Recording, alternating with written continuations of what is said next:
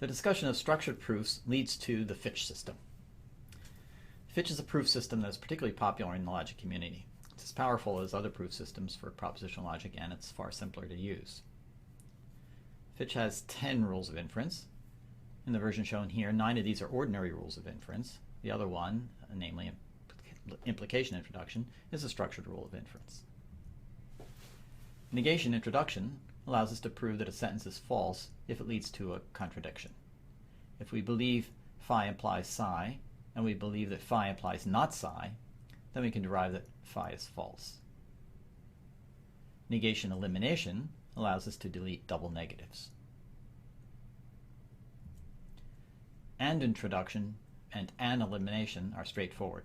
If a proof contains sentences phi 1 through phi n, then we can infer their conjunction. And if we have the conjunction of phi 1 through phi n, then we can infer any of the conjuncts.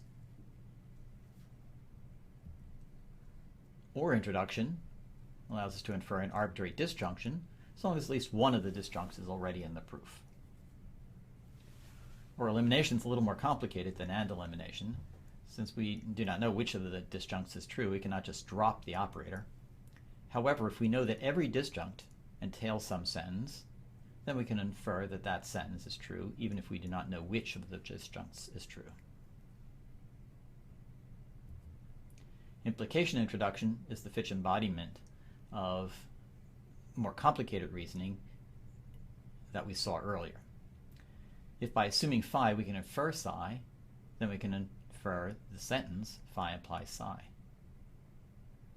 Implication elimination is the same here as the rule we saw earlier. Biconditional introduction allows us to infer an equivalence, a biconditional, from an implication and its inverse. And biconditional elimination goes the other way, allowing us to infer two implications from a single biconditional. This exercise tests your grasp of Fitch by asking you to use the sentences P implies Q and M implies P or Q to prove M implies Q.